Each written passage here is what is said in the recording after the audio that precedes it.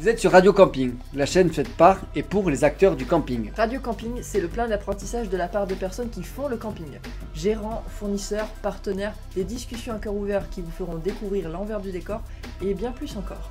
Nous sommes Johan et Pamela et nous vous invitons à partager ces moments privilégiés avec nos invités. Ce contenu est rendu possible par Geektonic, l'agence web et ad spécialisée dans la commercialisation de camping depuis plus de 10 ans. Si vous aussi vous souhaitez faire décoller vos ventes, rendez-vous sur www.geek-tonic.com ou sur nos réseaux sociaux en tapant Geektonic Biarritz.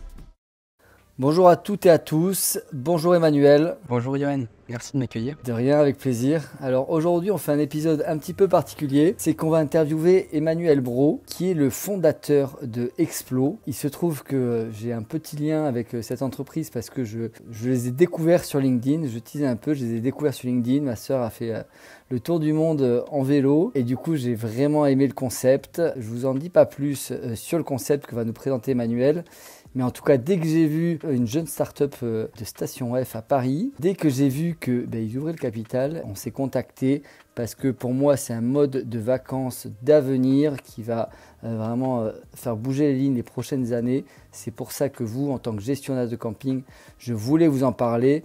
Emmanuel, est-ce que tu peux nous présenter qui tu es et quel est le projet Explo, s'il te plaît? Je m'appelle Emmanuel Brault, j'ai 24 ans.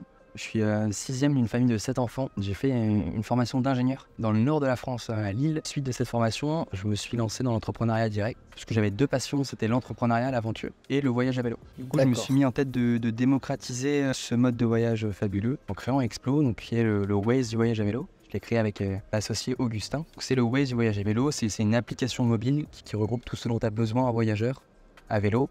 L'idée, c'est qu'il n'y a pas besoin d'aller sur 10 applications. Donc c'est une appli GPS, concrètement, qui montre tout ce qu'il y a autour du voyageur. Que ce soit des points d'eau, un endroit où réparer son vélo, un endroit où dormir. On vient agréger des campings, Booking, Airbnb, Greenbook, pour ceux qui connaissent, les plus beaux villages de France. Et enfin, c'est peut-être le plus important, c'est une communauté qu'on fait vivre sur Explo. Donc il y a toute une dimension sociale, notamment une messagerie qui est intégrée. En fait, sur Explo, vous voyez les autres explorateurs autour de vous. Vous pouvez leur envoyer un message si vous avez crevé ou si vous avez besoin d'un conseil ou simplement si vous voulez dormir chez quelqu'un, vous pouvez envoyer un petit message. Vraiment, c'est l'idée de créer vraiment une communauté qui vit. Donc c'est pas que le Waze, parce que finalement Waze c'est surtout un GPS, en tout cas de ce que j'en connais. Aujourd'hui tu vas plus loin et c'est pour ça que d'ailleurs j'avais fait un petit post sur LinkedIn où je disais, en tout cas moi de mon point de vue c'est le Waze, le Tinder même je disais, le mythique. Ouais. Parce qu'il y a en effet un truc pour se rencontrer en tant que voyageur à vélo, mais aussi le Booking et j'en passe du voyage à vélo, ça va plus loin même. C'est vrai que le Waze peut paraître réducteur du coup, mais c'était cette idée de dire on n'est pas un simple GPS, il y a la dimension collaborative, sauf qu'en fait on s'en fiche des radars, on s'en fiche des péages. Sur le vélo, on montre plutôt les plus belles routes, les points de bivouac, les endroits dormir. Mais c'est vrai que ça paraît un peu réducteur et surtout depuis qu'il y a cette dimension sociale, messagerie, tu vois, effectivement c'est limite devenir un site de rencontre. Peut-être que demain il y aura des bébés Explo, tu vois, des gens qui sont sur Explo. Mais donc on cherche le comparatif, c'est vrai qu'il est un petit peu dur à trouver, Waze peut paraître un peu réducteur. Dans le voyage en camping-car, le parc Fortnite, c'est que ça a assez révolutionné le voyage du camping-car parce que jusque-là il n'y avait pas d'application pour voir où dormir, bon, soit en sauvage, mais aussi même les campings, de plus en plus sont référencés dessus. Et en tout cas, et ça a vraiment révolutionné, c'est une application aujourd'hui must-have quand on se balade en camping-car. Vous, c'est un peu aussi le parc Fortnite du voyage à vélo, quoi. Complètement, oui. Vraiment, en fait, il y avait vraiment cette volonté de agréger tous les besoins des voyageurs à vélo au même endroit. Et c'est d'ailleurs un petit peu l'enjeu d'Explo, mais c'est qu'on ne fait pas un truc, on en fait vraiment 10. Quoi. Il y a 10 besoins de voyageurs à vélo, ça va être de trouver un endroit où dormir, de trouver où manger, où remplir sa gourde, quoi voir, par où passer, et centraliser tout ça au même endroit. Et du coup, mais effectivement, il y a une dimension, pouvoir ajouter un point de bivouac, tu vois. Tu te balades sur Explo, tu peux clairement contribuer en mettant une petite photo, parce que tu as trouvé un endroit où tu peux mettre une tente, bah dire là, il y a un point de bivouac. Nous, on modère derrière, et donc en fait, c'est un peu le même modèle que par Fortnite sur ce point-là. Et pourquoi le voyage à vélo? C'est parce que c'est ton kiff personnel, mais il y a de plus en plus de voyageurs à vélo. Il y avait un vrai besoin là-dessus? La jeunesse du projet, c'était pas le voyage à vélo. Vraiment, tout savoir, j'ai fait un road trip en Namibie en 4x4 en 2019. D'accord. Et j'ai trouvé ça très compliqué d'organiser un voyage en itinérance. Le fait de se déplacer en fait complexifie pas mal la planification, tu vois, par où je passe, où est-ce que je dors, qu'est-ce qui vaut le coup. Et il n'y avait pas vraiment d'outils qui permettaient de le faire soi-même. C'était vraiment soit tu passes par une agence, soit tu le fais tout seul, tu vois, avec Google, etc. Et c'est un peu compliqué. Et donc il y avait cette volonté de créer un outil genre qui soit pas une agence de voyage, mais vraiment un compagnon de route qui permet de planifier un voyage et de naviguer pendant dans l'itinéraire. Et puis ensuite, je me suis juste rendu compte que il Il y avait un vrai souci dans le voyage et dans la manière dont on voyageait, et qu'il fallait changer les choses. Et le voyage à vélo que je pratique depuis 2018 m'est apparu comme un bon moyen de changer la manière dont les gens voyagent, quoi. Voyager plus proche, plus aventurier et du coup plus responsable aussi, tu vois. Et dans les faits, ça rend tellement heureux. Comme mon associé Augustin, on s'est associé grâce au voyage à vélo aussi, tu vois. Pour l'histoire, je l'ai rencontré au moment où j'ai lancé Explo tout seul au début. Et un an après, on a fait un voyage à vélo tous les deux. Et vraiment, il est tombé amoureux de ce mode de voyage, un vrai sentiment de liberté et de vrai bonheur, quoi. Et donc, on s'est associé suite à ce coup de foudre en fait du voyage à vélo qu'il a eu. Qu'il y a vraiment quelque chose de très fort dans le voyage à vélo. Du coup, c'est vraiment une volonté au départ et après, il se trouve aussi quand même que c'est en plein essor. Du coup, du fait que, bon, peut-être Covid, c'est vrai que le principe de l'itinérance, comme tu dis, ça on y viendra peut-être sur la possibilité à terme de diversifier les verticales de Explo, parce qu'aujourd'hui c'est vraiment le voyage à vélo, mais comme tu dis, j'ai l'impression que de plus en plus de gens voyagent en itinérance. En effet, Booking nous a un peu montré ça parce qu'on peut réserver à la nuitée, en tout cas on peut réserver au dernier moment, on peut annuler si on veut pas en fonction de la météo du truc. Et donc en tout cas moi je suis surfeur par exemple, aussi voyage à vélo mais je le pratique pas assez, mais je suis convaincu qu'en tout cas ça a des vraies vertus. Et le fait d'être en itinérance comme ça quand on est surfeur au fil des vagues par exemple, quand je vais au Maroc, je me déplace selon s'il y a des vagues au sud ou au nord, je prends une nuitée, après je vais changer de spot, et je pense qu'il y a un vrai essor là-dessus. Et après le voyage à vélo, moi c'est vrai que j'ai été sidéré, et c'est là où, je sais pas si y a des chiffres là-dessus, mais ma meilleure amie qui était expert comptable à Paris, prenait jamais le vélo à Paris, elle est revenue au Pays Basque, maintenant elle fait ses vacances avec son fils de 1 an en vélo. Les jeunes ici, on a des jeunes à l'agence qui ont 22 ans, il y en a... J'en ai 3 à l'agence qui font du voyage à vélo. Donc vous constatez un essor là-dessus, notamment pour les gestionnaires de camping qui nous écoutent. Est-ce que c'est un public d'avenir ? Oui, très très clairement, et surtout, on a tendance à croire que c'est très niche, le voyage à vélo. Et en 2018, une étude du gouvernement qui en a recensé plus de 3 millions rien qu'en France, donc de Français qui ont fait un voyage itinérant donc sur plusieurs jours où ils se déplacent à vélo. Et depuis, en fait, il y a eu le Covid, comme tu en as parlé, il y a le marché du vélo qui explose, il y a les infrastructures cyclables qui sont très très développées en France en ce moment. Et tu sens partout en fait dans les médias une volonté de voyager un peu nouveau, de renouveau dans le voyage, tu vois. Et le voyage à vélo est une très bonne réponse à ça. Il y a clairement un essor en ce moment et on sent que ça a le vent dans le dos. De plus en plus de gens en font. Moi-même dans les amis. En 2018, j'ai fait mon premier voyage à vélo. J'étais un pionnier, personne ne connaissait. Aujourd'hui, plus d'amis qui en ont fait qui n'en ont pas fait, tu vois. Ça se pousse vraiment et nous on est absolument convaincus que ça va exploser. Une raison d'ailleurs que je trouve intéressante dans ce que tu disais sur l'itinérance, c'est qu'en fait nous on est assez convaincus qu'on voyage pour se dépayser, tu vois. Enfin, que c'est essentiel de un peu sortir de la routine, d'aller découvrir des nouveaux trucs. Et depuis 50 ans on a un peu vendu le voyage, genre le dépaysement, comme le fait d'aller très loin dans une autre culture, tu vois. Et c'est un peu devenu un bien de consommation. Du coup tu vas dans un endroit juste histoire de dire je l'ai fait, mais dans le fond est-ce que tu te dépayses vraiment? Un petit peu. Mais en revanche, on trouve, et moi je trouve personnellement que je me sens plus dépaysé en itinérance à 50 km de Paris qu'à l'autre bout du monde en train de prendre des photos, tu vois, genre à un endroit où il y a plein de touristes. Et c'est ce côté-là en fait qu'il y a dans l'itinérance qui est le fait de se déplacer tout le temps. T'es jamais dans le confort, tu vois. Ouais. T'es jamais tout le temps un peu en train de sortir de ta zone de confort. Et c'est ça qui te dépayse vraiment. Et c'est ça qui rend vraiment heureux. Oui, l'exotisme. C'est vrai que l'exotisme, on l'a toujours vu avec les palmiers et le sable blanc. Oui. Mais l'exotisme, c'est comme tu dis, de sortir de ses habitudes, de voir différemment les choses. Et c'est vrai que moi, j'ai voyagé énormément aux 4 coins du monde. Et aussi être au contact de la nature. Et c'est pour ça que d'ailleurs, on le sait, il y a quand même eu l'essor du mobil-home, mais un regain, et on le voit cette année sur les emplacements. Pourquoi quelqu'un dort en tente alors qu'il peut dormir dans un mobil-home? Aujourd'hui, clairement, c'est les pieds dans le sable, les pieds dans l'herbe, sortir et être directement avec le réchaud qui est au contact du sol. Et vous, l'aspect vélo, le côté slow tourisme, le côté je découvre différemment sous un autre angle en fait. Et comme tu dis, c'est vrai que ça doit l'aider beaucoup. Moi, j'ai été sidéré là. Enfin, tu vas nous parler un peu de ça, mais parce que du coup, on s'est rencontrés en octobre. Sur les réseaux sociaux, vous avez il y a un engouement énorme, quoi. Tu as fait un post LinkedIn, combien vous avez fait de vues? On a fait 600 000 vues. Enfin, il y en a eu 2 de suite. Et en tout, ils ont fait 1,2 million sur LinkedIn. Mais un post pour le lancement, tu vois, de l'application mobile. Parce qu'avant Explo, il y a 1 an, c'était un planificateur, un travel planner, enfin un outil de planification en amont. Et là, il y a 1 mois, on a sorti l'application mobile, donc le fameux Waze du voyage à vélo, plus que Waze. Et effectivement, on communique via LinkedIn et t'as un vrai engouement. Enfin, tu sens vraiment que les gens, ils voient voyage, ils voient vélo, ça tique tout de suite, quoi. Et c'est vrai que c'est incroyable parce qu'on se fait beaucoup de bruit sans dépenser d'argent. Et aussi, ça montre ce fameux essor, tu vois. Il y a de plus en plus de voyageurs à vélo aujourd'hui, mais il y a surtout un climat, un terreau fertile, tu vois, de gens qui ont envie de renouveau, de voyager différemment, de voyager plus proche. Et c'est ça qui est fort et qui fait qu'on est convaincu que c'est vraiment l'avenir. Oui, c'est impressionnant, moi, parce que à la limite, vous avez votre base, mais Et moi, je fais un post LinkedIn, j'en fais régulièrement. Je vais faire voilà, 4000 vues. Là, j'ai fait un post sur Waze, j'en avais fait 25 000, quoi, tu vois. Et pourtant, à communauté égale, voilà. Et c'est vrai que tu sens en fait qu'il y a une vraie attente. Là, tu vas nous parler, parce que là, je vois que tu es à Station F. Donc, pour ceux qui ne connaissent pas, Station F, c'est l'incubateur phare français. Et donc, du coup, comment ça réagit, toi, parce que là, tu es entouré des prochaines pépites normalement françaises, en tout cas. Alors, pareil, tu sens le même engouement quand on parle et tout ça autour de toi? Oui, c'est intéressant d'être ici. On sent qu'il y a un vrai engouement pour le projet. C'est ça, les gens sont vraiment trop cool, votre projet. Ça donne envie, ça fait rêver. Tu vois. En plus, on parle de voyage. Tu vois, donc, pour beaucoup, c'est plus sexy que de vendre une solution de compta. Il y a un vrai engouement et effectivement, on sent que les gens ont envie, tu vois. Alors les gens viennent nous voir, ils nous parlent de vélo, ils nous parlent de voyage, ils nous parlent de leur coloc qui est parti avec Explo. C'est vraiment chouette de sentir que les gens autour de nous adhèrent beaucoup. Et puis ensuite, il y a un côté super fort d'être entouré par des gens qui vivent la même chose, tu vois. D'être entouré par d'autres startups qui vivent les mêmes expériences, de pouvoir discuter avec d'autres entrepreneurs. Ça crée vraiment une émulation et c'est très inspirant et stimulant à la fois, tu vois, d'être dans cet écosystème. Déjà, s'ils vous ont accepté la Station F, c'est que voilà, ils ont validé le projet et trouvé ça cool et avec un avenir radieux, quoi, j'imagine. C'est effectivement super chouette. Ouais. Mais non, mais c'est le plus gros campus de startups du monde, tu vois. Il y a 30 incubateurs au même endroit.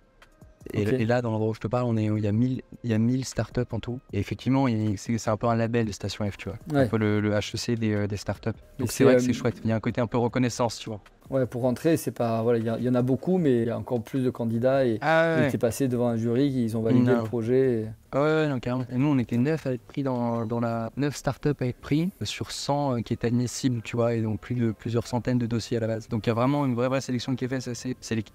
Trop bien. Et après, donc du coup, on a parlé de l'engouement sur la notion exotisme. Donc du coup, ça touche quand même beaucoup aussi à l'environnement. Au côté aussi ne pas partir loin, réduire son impact CO2. Que pour le coup, en vélo, l'impact CO2, il est zéro, j'imagine. En tout cas, au niveau du voyage à vélo. Et après, le produit. Donc du coup, on va parler du produit. Après, on va parler de tout ce qui est hébergement. Donc le produit aujourd'hui, c'est vrai que nous, on s'est vu en novembre dernier. Après, vous avez fait quoi depuis novembre? Parce que là, c'est vrai que vous avez fait un gros buzz avec la sortie.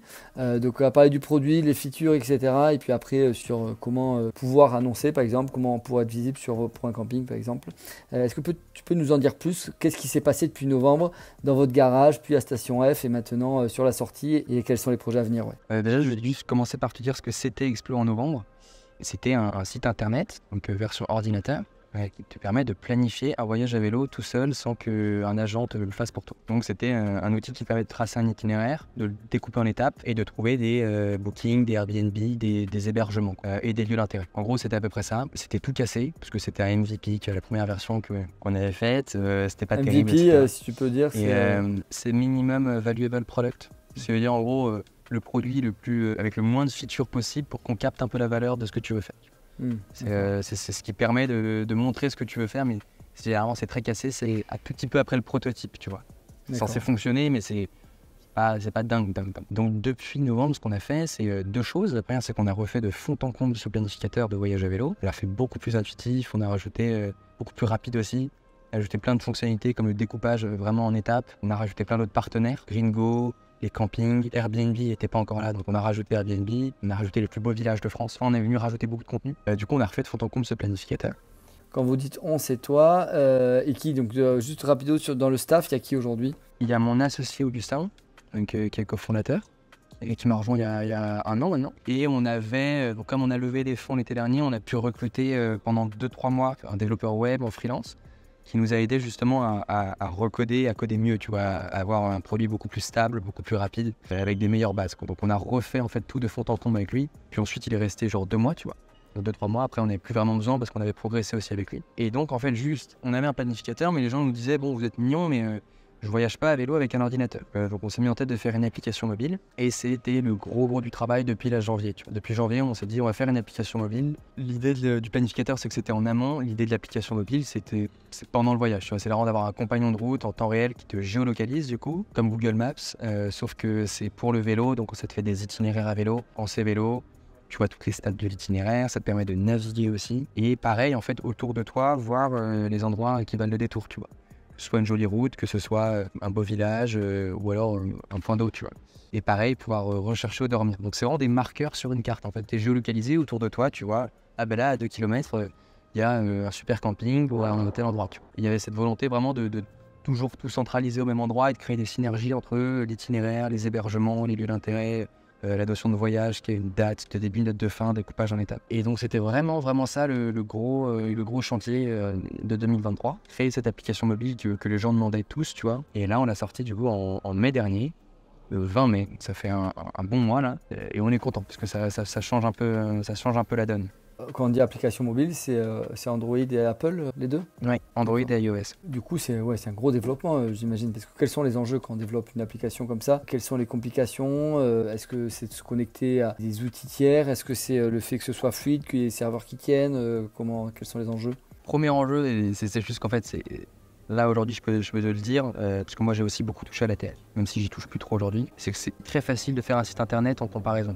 C'est-à-dire qu'en fait, une application mobile a plein de cas d'usage en fait. Vu que c'est un truc en temps réel, c'est beaucoup plus complexe à créer. Il y a beaucoup plus de cas d'usage que tu en as un sur sur un ordinateur, un site internet, tu vois. Globalement, un site internet, tu cliques sur des boutons, ça t'amène à un endroit.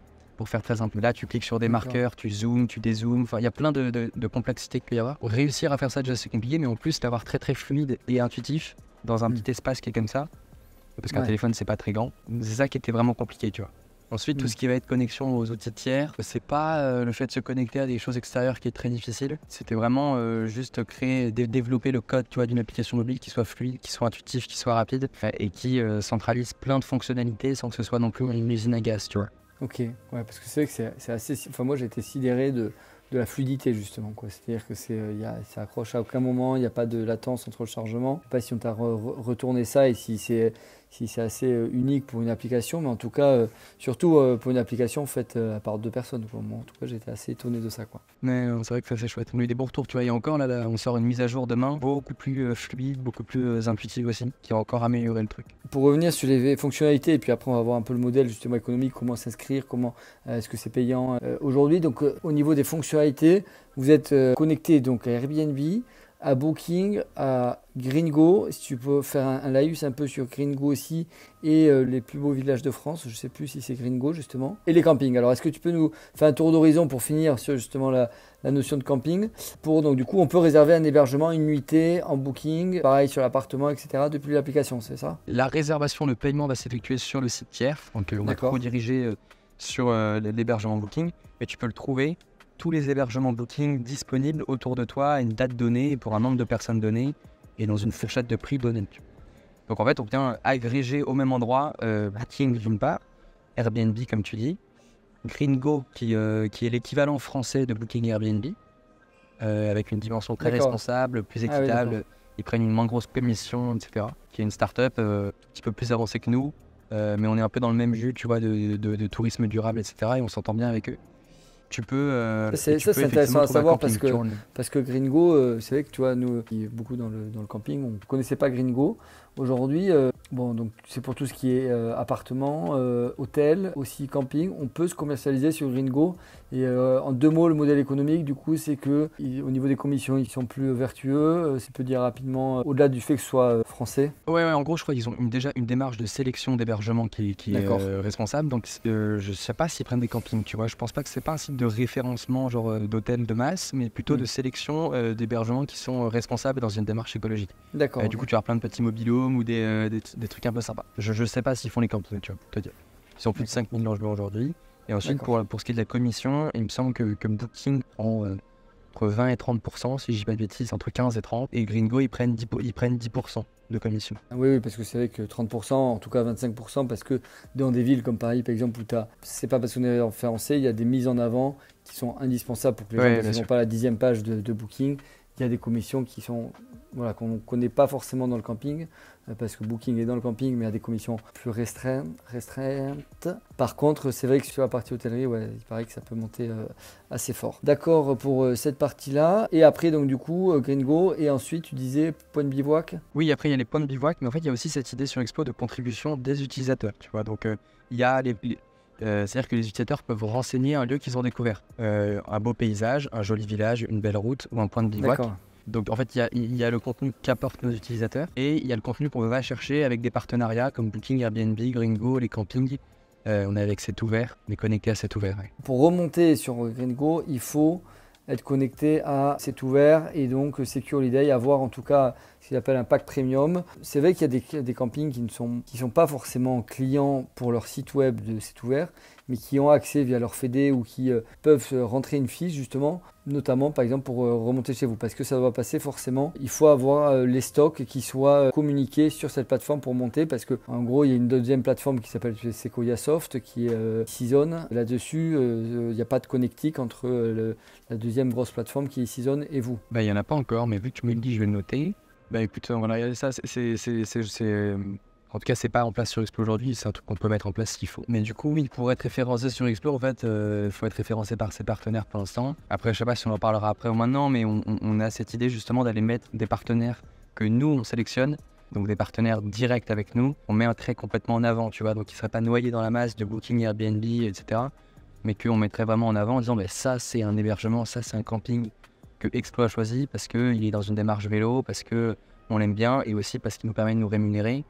Et je ne l'ai pas dit, mais l'application étant complètement gratuite, vos utilisateurs, ils sont extrêmement... ils nous aiment beaucoup parce qu'on fait quelque chose de gratuit. Donc en fait, si on leur dit, cet hébergement nous rémunère, ils vont avoir tendance à y aller. Ouais, parce que ça, c'est clairement une question que j'avais. Pour pas prendre l'exemple, par exemple, des campings, on va y revenir, mais sur Airbnb, vous faites grâce à Explo, donc un itinérant en vélo réserve une chambre sur Booking, par exemple. Est-ce que vous prenez une commission? Sur Booking, oui. On touche une rétro-commission, qui est rien de 3%, 3,5% on touche. Sur le prix de la chambre. Sur Airbnb, pareil, du coup, c'est le modèle économique, donc vous avez pareil une rétro-com.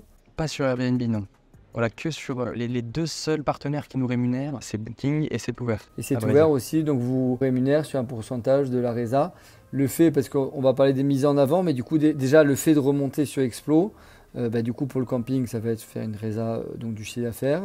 Et puis pour Explo, vous allez pouvoir toucher une petite commission là-dessus du fait d'avoir apporté la vente, quoi. Exactement. À noter des détails, mais qu'avec cet ouvert, on ne touche pas une commission à la réservation, mais à l'apport d'un client, genre une visite. C'est-à-dire qu'en fait, si sur Explo, tu cliques sur un camping, en fait, on touche 10 centimes, quoi. Pour que si la personne arrive sur le site, vous touchez 10 centimes. Voilà, c'est ça. Là, au Booking, c'est vraiment réservation. Il faut que la nuit soit effectuée et payée. C'est dans leur pack, notamment, je crois, Pay-Per-Click, où ils vendent de l'apport de trafic et ils vendent aux clients aussi un volume de trafic au clic, peut-être 1 € l'apport de trafic, et donc du coup ils vont pas prendre notamment je crois pas, un pourcentage sur cette vente là. Et donc après vous, par rapport à ça, vous pouvez faire des mises en avant, donc vous avez l'espace aussi là-dessus, parce que si je suis sur Hendaye, donc je vais voyager autour d'Hendaye. C'est vrai que je peux voir les campings autour, j'ai vu que c'était assez bien fait. Et donc vous avez des mises en avant. Ça va être des mises en avant sur des gouttes d'eau ou c'est des bandeaux publicitaires qui vont être mis en place? Alors vraiment, il n'y a aucune volonté de notre part de mettre des panneaux publicitaires. On n'aime pas trop ça, on trouve ça pas beau et on fera jamais ça, je pense. Parce qu'on a souci de faire des trucs jolis. L'idée, c'est vraiment de l'intégrer sur la carte. En fait, Explo, c'est une application mobile avec une carte qui te géolocalise, sur laquelle il y a plein de petits trucs, plein de petits marqueurs, tu vois, qui correspondent à des hébergements, des lieux, etc. Et l'idée, c'est juste d'avoir un type de marqueur qui soit plus visible et entouré des couleurs d'Explo, tu vois, pour dire, ça, c'est un de nos partenaires. C'est vraiment quelque chose qu'on est en train de commencer à mettre en place, donc c'est pas encore disponible. On commence tout juste à échanger avec des partenaires potentiels. Mais l'idée, c'est vraiment ça, c'est juste d'avoir ton petit marqueur de partenaire Explo, sélection de Explo, qui soit dans une couleur différente, mise en avant, et de préciser que justement, c'est un partenaire qui nous rémunère, et qui soit du coup mis en avant. Peut-être même qu'on le mettra tout le temps sur la carte. Pas forcément besoin de rechercher un camping partenaire, pas forcément besoin de rechercher un camping, mais juste le mettre en permanence sur la carte dès que tu es au-dessus. Et du coup, j'en profite parce qu'on en a parlé un petit peu avant. Pour ceux qui sont motivés pour ce programme du coup de mise en avant, tu m'as parlé tout à l'heure qu'on pouvait avoir pour la communauté de Radio Camping un code promo. Donc on va vous donner les coordonnées d'Emmanuel, où vous passez par nous juste après pour pouvoir être mis en contact avec directement les fondateurs d'Explo. Et voilà, pour faire partie de ce projet pilote qui, tu m'as parlé tout à l'heure de moins 50% au niveau de la mise en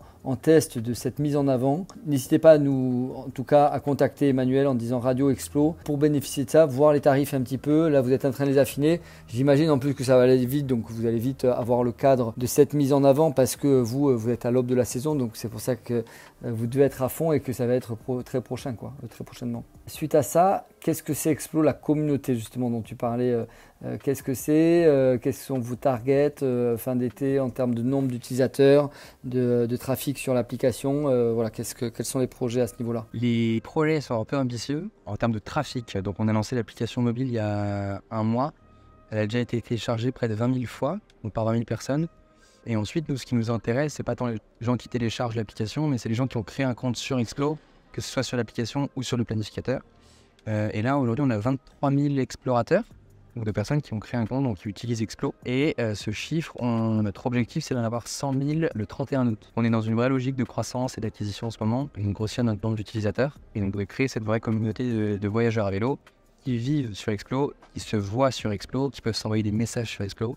Et se rencontrer aussi dans la vraie vie. Voilà un petit peu les objectifs. Donc on le fait simple, c'est 100 000 le 31 août. De toute manière, ça a été exponentiel parce que 20 000 téléchargements, je crois, en 3 semaines, quoi, c'est ça? Ouais, 3 semaines, un mois, quoi. Puis après, c'est la boule de neige, et vous sentez que la boule de neige, elle... Ouais, voilà ça.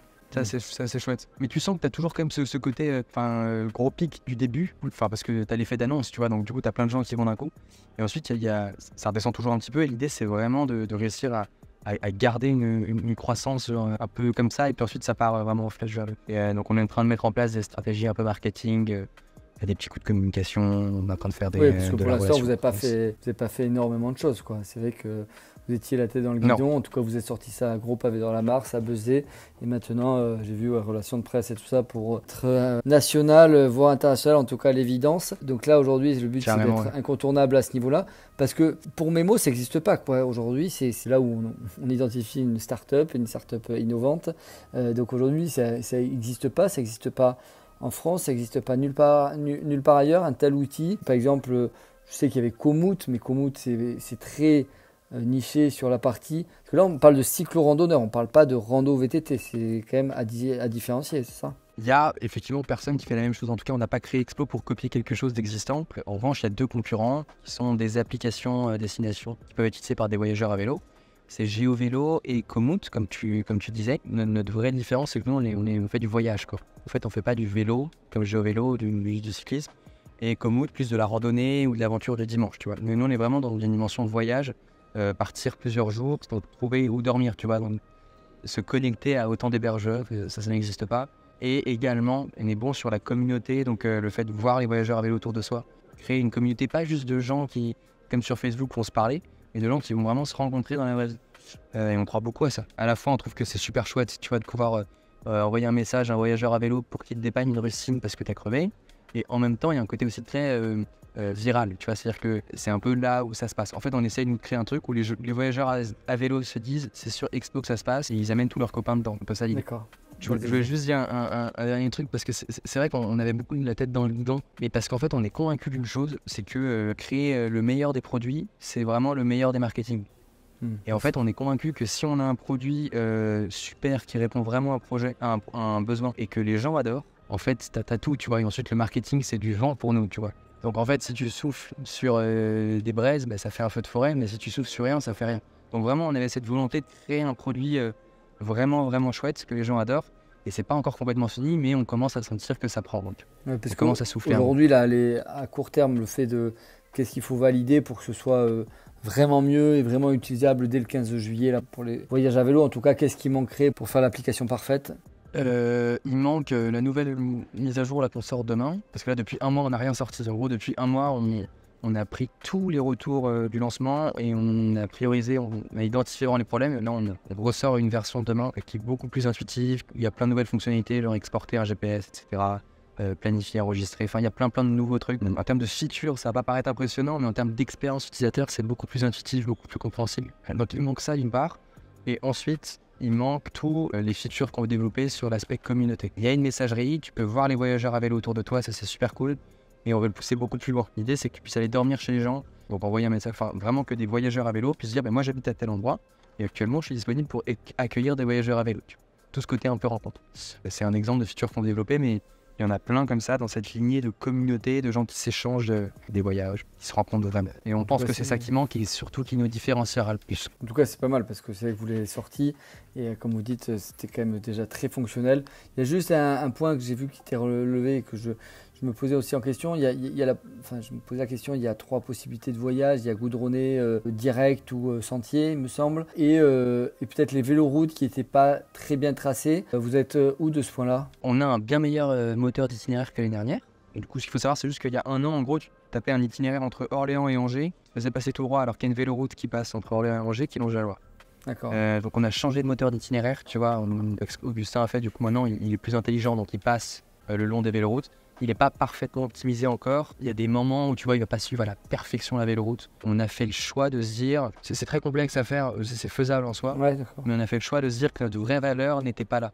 C'est-à-dire qu'en fait, nous on croit que le voyage, c'est pas suivre un tracé tout fait, et c'est vraiment aller de point en point et de personne en personne que tu rencontres. Tu vois, c'est plus le patrimoine et les rencontres humaines que nous on veut pousser que d'avoir un itinéraire le plus parfaitement sécurisé. C'est un choix qu'on a fait. Donc effectivement, les itinéraires d'Explo sont pour ces vélos. Il n'y a pas de risque de se retrouver sur un endroit national, il n'y a aucun risque pour ça. Mais on l'améliore, mais sans que ce soit une priorité absolue. On ne met pas notre focus sur faire un truc qui suit parfaitement les véloroutes. Ça suit grosse maille ensuite. Si tu veux que ce soit parfait, tu suis les panneaux aussi. Faut pas prendre parole d'évangile, mais c'est comme Waze, des fois ils se plantent aussi. Donc il faut aussi rester vigilant, et ça permet aussi de ne pas être la tête que dans son smartphone, d'être en éveil, et puis justement d'aller au contact des gens, mais une vraie bonne base à ce niveau-là. Parce que moi forcément j'ai testé depuis chez moi, et c'est vrai que c'était quand même très bien fait et très correct, et c'est quasiment les endroits par lesquels je serais passé. Donc chapeau à ce niveau-là. Et encore une fois, tu vois, c'est marrant, mais on n'est que 2 dans la boîte. Alors on est passionnés, on a de l'énergie. Mais on ne pourra pas rivaliser en termes de perfection avec des boîtes comme Komoot ou GeoVélo qui sont 10 ans d'expérience. Nous, on en a 1 ou 2, tu vois. Et donc, en fait, on pourrait essayer d'aller les concurrencer sur des petits détails comme ça de perfection, mais on se casserait les dents, on passerait beaucoup de temps et on ne serait pas très différenciant. En fait, on préfère mettre notre focus sur des choses que eux ne font pas, qui nous paraissent beaucoup plus nouvelles et beaucoup plus essentielles dans le voyage à vélo. Ouais, au niveau, qu'est-ce que ça coûte pour un voyageur de s'inscrire et d'utiliser Explo? C'est complètement gratuit. C'est la grande nouvelle de pris cette décision il y a 2 mois. Avant, c'était payant. Ça coûtait 30 € par an. D'accord. Et maintenant, c'est complètement gratuit parce que, en fait, on a une mission qui est claire, qui est de démocratiser le voyage à vélo. Et en fait, ça n'a pas vraiment de sens, tu vois, de démocratiser quelque chose en disant, venez, c'est payant. Tu vois, il y a cette volonté de créer un produit qui met les gens à vélo pendant leurs vacances parce que ça va les rendre heureux. Et ça, on en est convaincu. Et donc, ça n'avait pas trop de sens d'avoir un truc payant. Donc, c'est complètement gratuit. Et donc, du coup, on en revient au côté modèle économique. Du coup, comment est-ce que vous allez vivre? Quel est le modèle après, à terme, en tout cas, pour vivre? Alors, actuellement, on propose sur la générosité des utilisateurs. Donc, Explo est gratuit, mais tu peux donner, tu peux faire une petite contribution libre, tu vois, si tu veux nous soutenir. C'est quelque chose qu'on n'a pas encore très bien poussé. On va le pousser un peu plus cet été. Tu vois, c'est même pas disponible sur l'application mobile, cette fonctionnalité. Mais on va la rajouter là. On repose actuellement là-dessus et justement, j'en parlais tout à l'heure, on est en train de mettre un modèle économique en place de partenaires qu'on met en avant sur Explo et qui nous rémunèrent en échange de visibilité. C'est quelque chose qu'on est en train de mettre en place. Donc à terme, c'est ça qui va financer l'application et tout le développement, ou vous la passerez peut-être payant à terme? Non. Alors, à vrai dire, on serait très heureux de le garder gratuit pour les utilisateurs au maximum. On croit que ça peut marcher, ce modèle. Après, s'il ne marche pas, on en trouvera un autre. La définition d'une start-up pour nous, c'est justement une entreprise qui n'a pas encore de modèle économique établi. Donc en fait, il faut le trouver. Nous, on croit à celui-là, donc on le teste. Et il y a plein d'autres choses à faire. On parlait de mise en avant de lieu, mais on pourrait aussi imaginer de créer des guides touristiques pour une région en partenariat avec Explo. Et donc du coup, par exemple, la région de Bourgogne, qui veut mettre en avant son territoire d'un point de vue cyclotourisme, nous appelle, on fait un partenariat ensemble, où on leur crée des itinéraires qu'on met en avant sur Explo, ils créent un guide touristique, et ils nous rémunèrent en échange, tu vois. Et donc, il y a plein de petits modèles comme ça à créer qu'on est en train de tester, justement. Il y a, oui, en effet, comme Waze, c'est gratuit et ça permet de pénétrer le marché, qu'en tout cas, que ce soit utilisé, que ça devienne une référence. Et après, c'est plutôt les modèles publicitaires, comme tous ces outils, même Google, YouTube, etc. Et après, c'est la publicité qui rétribue, et peut-être après des espaces aussi, comme par exemple Tinder. On parlait de l'application de rencontres, mais qui a aussi peut-être des versions premium pour les utilisateurs. Mais je comprends bien le souhait, en tout cas, de démocratiser au maximum. Il y a une phrase que tu utilisais, c'est que tu arrêteras Explo que le jour où ta grand-mère s'est mise au voyage à vélo. C'était quelque chose comme ça. J'avais dit ça, ouais. Je crois le jour où elle fait Paris-Marseille à vélo, quoi. Non mais super, super. Et donc du coup, en tout cas, chapeau d'avoir fait ça à deux, via aussi, donc tu disais que tu avais fait une levée de fonds via aussi des gens qui ont cru au projet, qui vous ont aidé financièrement là-dessus. Vous, est-ce que vous avez d'autres projets, que ce soit financiers, que ce soit de développement, et après on parlera aussi peut-être des autres applications et verticales que vous souhaiteriez développer? Alors, on a plein de projets. En termes de levée de fonds, on ne prévoit pas de relever des fonds tout de suite. Parce qu'aujourd'hui, on n'en ressent pas le besoin. Ensuite, on se garde la possibilité de le faire s'il faut, tu vois. Et on trouve ça pas sain de se dire, ok, on crame tout l'argent et ensuite on relèvera quand on en aura plus. Tu vois, on reste assez économe, on fait attention à l'argent parce qu'il y a des investisseurs qui nous ont fait confiance. On est prudent avec ça et on ne projette pas une levée de fonds parce qu'on n'a pas envie qu'une startup sous perfusion. Ensuite, le voyage à vélo, c'est génial. C'est vraiment le moyen, la porte d'entrée qu'on a choisi pour mettre l'itinérance et l'aventure au cœur du voyage. L'idée, c'est que demain, il n'y a plus de touristes, il n'y a que des voyageurs. Et la différence entre un touriste et un voyageur, c'est une phrase que j'aime beaucoup.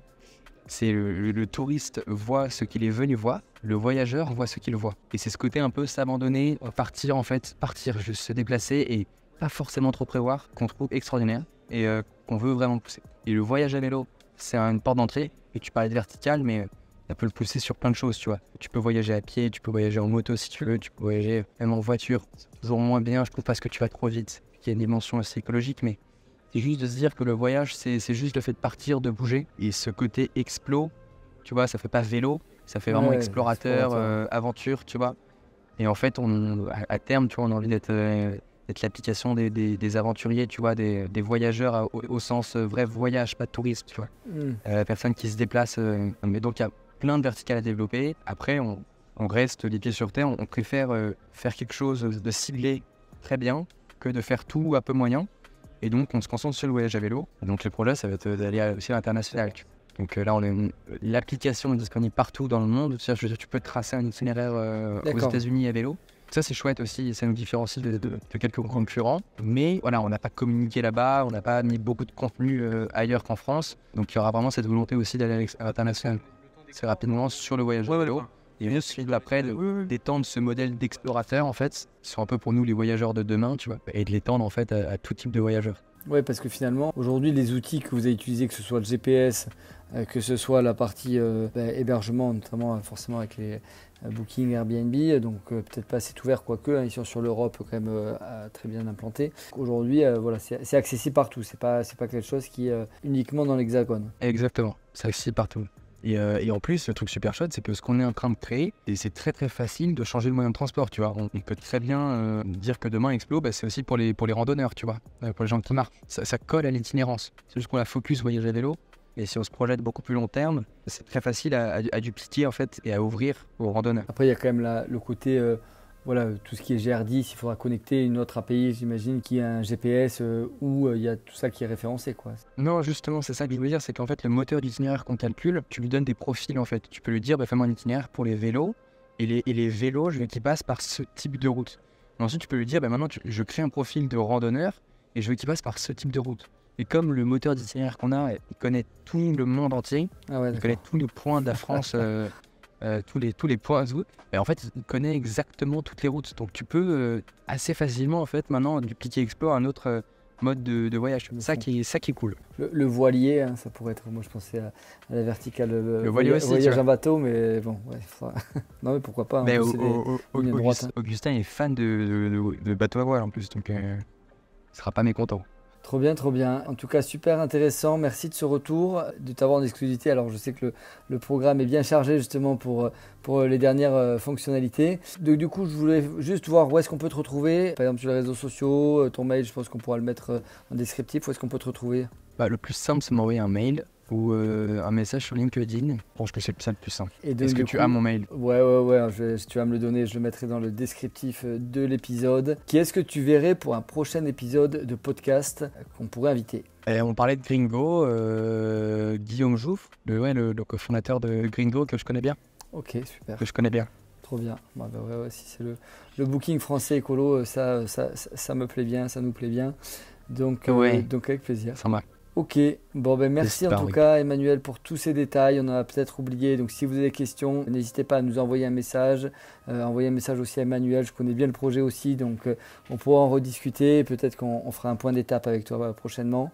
En tout cas merci, bon courage pour cette saison, n'hésitez pas à télécharger l'application Explo, H-E-X-P-L-O dans les Play Store, et puis merci à toi et je te dis à très vite alors. Merci beaucoup Yoann pour l'invitation. À bientôt, salut.